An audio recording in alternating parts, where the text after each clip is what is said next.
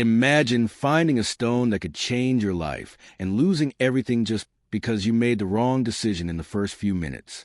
It might sound like an exaggeration, but that's exactly what happened to one of the subscribers of this channel. He chose to stay anonymous, but agreed to let us share his story. According to his own words, if someone had shown him what you're about to see in this video, everything would have turned out differently. This story begins on a regular day.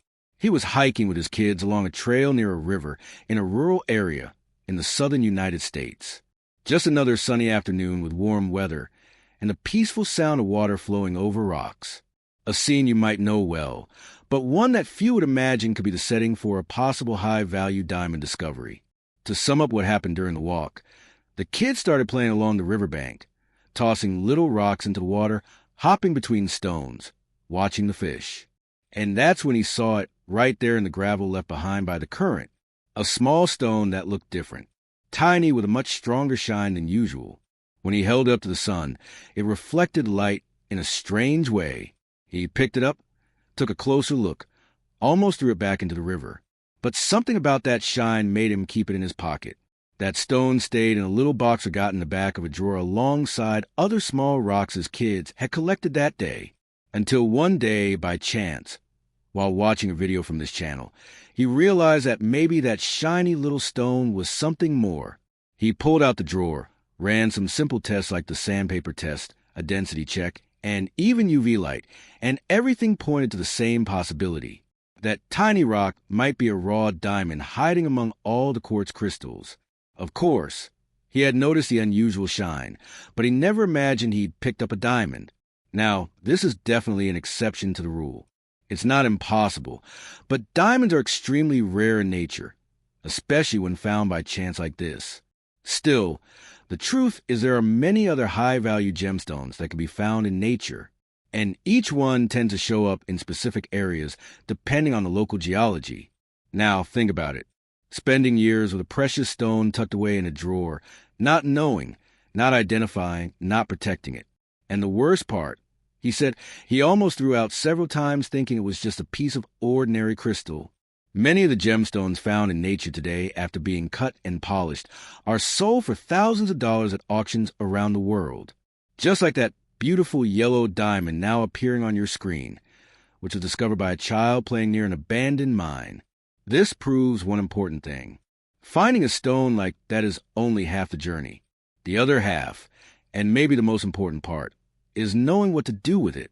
And that's exactly why in today's video, you're going to see the 5 biggest mistakes people make after finding a valuable stone for the first time. And more importantly, how to avoid making those same mistakes yourself.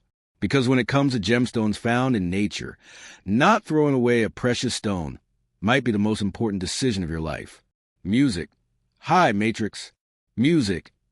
Now that you understand how a stone found by chance can end up forgotten in the back of a drawer for years, the first and most common mistake many people make is this: selling or even throwing away their gemstones before they know what they actually have. This happens more often than you'd think. And the worst part, most people only realize what they've lost when it's already too late.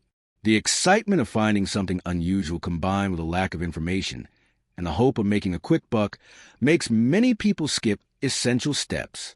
Instead of researching, identifying, comparing the stone, or asking for a second opinion, they just accept the first offer that comes their way. And that's exactly where the danger is. There are buyers out there who specialize in taking advantage of these situations. People who visit gem fairs, mine sites, or even scroll through Facebook groups and online marketplaces looking for someone who's selling a stone without knowing what it is. These buyers can recognize the value of a rough gem at a glance. And when they see something truly valuable, they'll do everything they can to buy it quickly and cheaply, saying things like, "This isn't worth much. Probably just common quartz." Or, "I can take it off your hands for $10 just to help you out." And guess what? Most people say yes, because hearing that what you found is worthless, especially from someone who seems to know what they're talking about, is often enough to lower your guard. One of the most frustrating cases ever shared here on the channel was about a young man who found a crystal with an oily shine and triangular shape during a hike. He posted a photo of it in a local online sales group, asking if it could be something rare. Most people said it was quartz. Then a collector messaged him privately, praised the find, and offered $10, saying he liked to collect unusual stones. The young man agreed and never thought about it again. A few months later, that same crystal showed up in an online auction for rare minerals, listed as an uncut natural diamond, origin unspecified. Now, of course, there's no way to be 100% sure it was the same exact stone, but the similarity was striking. The shape, the shine, even the tiny internal spots were identical. And even if it wasn't the same specimen, the case shows how often these stories repeat themselves. Because the problem isn't in selling. Selling a gemstone can absolutely be a great decision, as long as you know what you're selling. The problem is selling before you're sure, before you study it, before you compare it to other samples, before you understand if it actually has value on the gem market, because it's in that window between finding and identifying that opportunist strike. Another similar story involved a woman who found a dark blue stone near an old dry riverbed. The surface looked weathered, like it had been rolled around by the water for years. It was heavy and beautiful, so she kept it just out of curiosity. A few days later, she showed it to a family friend who worked with jewelry. He said it might be a sapphire, but probably not worth much. He offered $15. She sold it. A year later, she heard through mutual friends that he had sent the stone out for analysis. And according to the test, it was a natural sapphire over 20 carats. The estimated value, more than $3,000, even in its raw state. Both of these cases follow the same pattern. The stone didn't look like anything special, but with just a little knowledge and patience, it turned out to be something far more valuable. And that's the main takeaway from this part of the video. Never make quick decisions when it comes to stones you find in nature. The first thing you need to do is hold back the excitement and understand that you could be dealing with something that is real value. It might be symbolic, educational, or commercial, but only those who study, test, and confirm can make the right choice, whether that's to sell, cut, keep, or even turn it into jewelry. As we mentioned earlier, the first instinct for anyone who finds a valuable-looking stone is to sell it. But even those who resist that urge and decide to hold on to it often make a second, equally dangerous mistake. Try to improve the stone's appearance by force. This happens because most people believe a gemstone is only valuable if it's clean, shiny, and polished, like the ones you see in jewelry store windows. But the truth is very different. In its raw state, many gems come covered in natural crusts, pieces of host rock, or even opaque layers formed by secondary minerals. And instead of being flaws, these features are actually valuable clues for those who know what to look for. Unfortunately, people who don't know this often try to clean the stone aggressively using metal brushes, household cleaners, vinegar, bleach, or even caustic soda. Their intentions might be good, but the result is often irreversible, depending on the type of gemstone. Even a simple cleaning attempt can damage the surface, dull the natural shine, cause internal fractures, or erase key features that would have helped identify the stone's type and origin. One subscriber once told me about a stone he found with a milky glow and a few orange spots. Thinking it was just dirt, he soaked it in bleach for 2 days. What he didn't know was that the stone was probably an opal, one of the most delicate gemstones out there. When he took it out, the surface was dull, cracked, and completely lifeless. Even if it had been a common opal, it had lost all its value. In the worst part, he only realized what he'd ruined after showing the original photos to a specialist. This kind of mistake is even more common with stones like tourmaline, apatite, topaz, and even emeralds. Depending on their type and origin, all of them can react badly to chemical agents. Even seemingly tougher stones like garnet can get scratched or chipped if handled improperly with metal tools. Here's an important detail. Many valuable stones still have part of the host rock attached, and that's not just normal. It actually helps experts understand how and where the gemstone formed. Gemologists look closely at these features to determine whether a stone is natural, treated, or synthetic. But when someone tries to make a stone look prettier, they often remove the very evidence that proves its authenticity. There's even a technical name for this: overcleaning. It's a mistake even experienced collectors can make, especially when preparing a stone for sale or appraisal.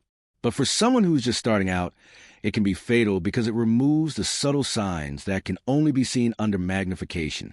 Now, if you're wondering, so how should I properly clean a raw stone? The answer is simple. Use running water, a soft bristle brush like a kid's toothbrush, and the least amount of interference possible. The goal isn't to polish or transform the stone. It's just to remove loose dirt so you can examine it more carefully. And even then, only if it's really necessary. Because in many cases, the raw and natural look of a gemstone is exactly what makes it special, especially for collectors. A bluish sapphire with a brown crust might look dirty, but if it's intact and its structure preserved, it's worth far more than a clean stone that's been damaged. The most important thing to remember is that a gemstone doesn't have to look valuable to be valuable. Cutting, polishing, and refining comes later done carefully by professionals, often in specialized labs. Your job when you find an interesting stone isn't to make it perfect. It's to protect it. Keep it just as you found it. Because any damage in those first few minutes can ruin the entire chance of proper valuation. And speaking of evaluation, the next mistake we'll look at is directly connected to this. A mistake that often happens before the cleaning process, and one that can literally destroy any valuable stone you found, even a diamond. By now, it should be clear that preserving a stone in its most natural and intact form is essential. But even knowing that, many beginners still make a common mistake. Maybe out of curiosity, anxiety, or just lack of guidance. And that mistake is trying to break the stone open to see what's inside. And honestly, this is one of the most destructive things someone can do to a potential gemstone. The logic seems simple. You find a heavy stone with a strange outer texture and think, what, there's something beautiful hidden inside? Maybe you've seen videos of people cracking open geodis with a hammer. Or you assume that every valuable stone must have a sparkling core, like a mineral Easter egg waiting to be revealed. But as tempting as that idea might be, it's incredibly risky because many high-value gems already have a defined external appearance. They don't need to be broken open to show their beauty. In fact, breaking them ruins it. Crystals like garnet, sapphire, spinel, or topaz typically form as individual complete structures. So, when you break a stone like that, what you're really doing is destroying a crystal that could have had serious value, or even more if properly cut and polished. I once got a message from a subscriber who found a dark, heavy stone with a subtle metallic shine and a rounded shape, thinking it was just a chunk of basalt or some common rock. He hit it with a masonry hammer to check what was inside. The first hit shattered it in multiple directions, and when he looked inside, he saw a pinkish crystalline structure, possibly garnet or spinel. But it was too late. The fracture had completely ruined the gem's shape.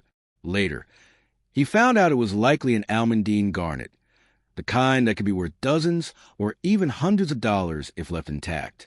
And worse still, that specific specimen had signs of an unusual formation, which would have made it even more valuable as a whole piece. Damage like that is irreversible because, contrary to what many people think, most gems are not unlocked at eremite with a hammer. They're identified through their shape, color, shine, internal structure, weight, and the environment they were found in. A crystal might look ugly on the outside, but still be incredibly valuable if it's complete and well preserved. Now, of course, there are exceptions like geodis. Those are hollow rocks with crystals inside. And in some cases, opening them does reveal stunning mineral formations. But even with geodis, there's a proper technique for opening. The most valuable ones are cut with diamond saws or opened under controlled pressure to avoid damaging the crystals inside. Smashing a stone with a hammer or breaking it out of impulse almost never ends well. And there's more. Some of the rarest formations in nature come precisely from the contrast between a rough exterior and a mineralized interior. Stones that look dark, dull, or crusty on the outside can hide green tourmaline, blue apatite, or even emeralds forming inside small cavities. When those stones are cracked randomly, the gems inside often shatter or detach in ways that destroy their value. What's saddest is that in most cases, it happens simply because people don't know better. They think they're being smart trying to quickly find out what's inside. But in doing so, they eliminate the chance to ever have the stone properly evaluated. Because even if there was something rare in there, once it's broken, no one can confirm what it was where it came from, or if it was part of a unique geological structure. So, if you find a suspicious-looking heavy stone with an unusual texture, the best thing to do is nothing. Just observe. Keep it safe. Avoid dropping it, hitting it, or trying to force it open. Use a magnifying glass. Study the surface calmly. Check the weight and shine under natural light. If you're unsure, take pictures and seek expert advice. But never, ever make decisions on impulse, because breaking a stone might satisfy your curiosity, but it could also destroy a discovery that might have changed your life. And since we're talking about destruction by impulse, let's now move on to a different but equally common mistake. One that often happens even before the stone is cleaned or broken. A mistake that begins with how a person sees what they found. In the next part, we'll talk about one of the most misleading judgments when it comes to natural stones. Believing that every pretty rock must be valuable and that an ugly one, on the other hand, is worth nothing. Music. As you've seen so far, trying to break a stone can ruin any chance of correctly identifying a valuable gem. But sometimes a mistake is the exact opposite. Putting too much value on a stone just because it looks pretty. This is a very common mistake among beginners. All it takes is finding a transparent or colorful crystal with a well-defined shape to immediately think, I think I just found a diamond, or this must be worth a fortune. And I get that reaction. After all, when you see something shiny with an interesting shape, something that stands out in nature, it's only natural to think it could be rare. But the truth is, looks alone aren't enough. There are beautiful crystals out there that have no real market value. And there are stones that look plain or even ugly on the outside, but are worth thousands of dollars once properly evaluated. A great example is quartz. It's one of the most abundant minerals in nature and forms amazing crystals with glassy luster and perfect hexagonal shapes. I've lost count of how many times someone sent me a photo thinking they had found a diamond. The same goes for natural glass, also known as tektite, which can have a smooth, translucent appearance even with air bubbles inside, confusing even trained eyes. Not to mention colorless topaz, which often looks like white sapphire, or natural zirconia that can resemble diamonds almost perfectly. So, how can you tell the difference? The good news is there are simple tests you can do at home to start the investigation. Tests like hardness using a specific sandpaper or known objects, the density test using a scale and water, and even tests involving light, like checking the luster under natural sunlight or UV. These small steps can help rule out the common stones, and focus your attention on the ones that really matter. Here on the channel, we've already shown how to perform each of these tests. And in our complete ebook, you'll find detailed explanations, clear illustrations, and real-world examples of how to apply these methods in the field without needing expensive equipment. Because in the world of gemstones, what matters isn't what shines the most. It's what passes a test. Now that you know not every pretty stone is a precious gem, it's time to talk about a mistake that's becoming more and more common and more dangerous. Trusting everything you see on Facebook groups, TikTok, or other social media platforms. It's really easy to fall into this trap. Just type something like, how to tell if I found a gemstone, and you'll get dozens of videos, comments, and posts offering quick tips, foolproof tricks, or visual comparisons that claim to solve everything in seconds. Some people say that if your stone scratches glass, it must be a diamond. Others swear that if it glows in the dark, it's worth a lot of money, and so on. But the truth is, most of this information is either incomplete, inaccurate, or just plain wrong. And what makes it even more dangerous is that a lot of it comes from people who genuinely mean well, but have no real knowledge of gemology. What many people don't realize is that every region of the world has its own types of rocks and minerals. A stone that looks rare in a video filmed in Canada might be extremely common if you found it in Texas. Or the opposite. You could be holding a valuable gem only to be told in the comments that it's worthless just because it doesn't look like what someone saw on TikTok. Here on the channel, I've received plenty of messages from subscribers who almost threw away valuable stones because someone in a Facebook group said it was just gravel. And I've also seen the reverse. People holding on to melted glass thinking it was sapphire just because it looked pretty in the light. Now, imagine that after watching this video, You decide to explore a dry riverbed or check out that gravel trail near your home, and suddenly you spot a green stone embedded in a rock. You notice a metallic shine and a strange weight for its size. At first glance, it looks pretty ordinary, but something makes you pause. And then the question hits, did I just find an emerald, a jade, or is it just a sapphire? There are many ways to find out. Some are more complex. Others require expensive equipment or professional analysis. But knowing what you're holding could save you from being tricked or worse, from selling something worth thousands of dollars for pennies. Many of our subscribers have already reached out in the comments or through the members' areas saying they found strange stones, unusual colors, weird shapes, or just something that looked special, but they were afraid to break it, didn't know how to test it, or worse, sold it cheaply, without realizing they were holding a real gemstone. Think about it. What's the point of finding one of these rocks, noticing the signs, carefully digging it out, seeing a crystal sparkle in the light, and in the end having no idea what you're actually holding? The truth is, finding a rare stone is only half the journey. The real value lies in knowing what you found. So the question is, can you really identify gemstones using simple methods at home? Yes, absolutely. And that's exactly why I created the ebook Gemology Journey for beginners. It's a complete guide designed to those who are just getting started with clear descriptions, detailed illustrations, and practical tests you can do at home. No lab required. You'll learn how to test hardness, density, transparency, luster, and how to figure out whether you're looking at quartz, tourmaline, topaz, garnet, black opal, or if you're really lucky, even a diamond. And it's here to help you on your own journey. But if now's not the right time to grab the ebook or become a member, that's totally okay. You can still subscribe and enjoy all the upcoming videos for free. In fact, in the next video, you'll learn how to find precious stones in the most unexpected places. And yes, that's 100% possible. Thanks for liking and subscribing. Good luck, gem hunters.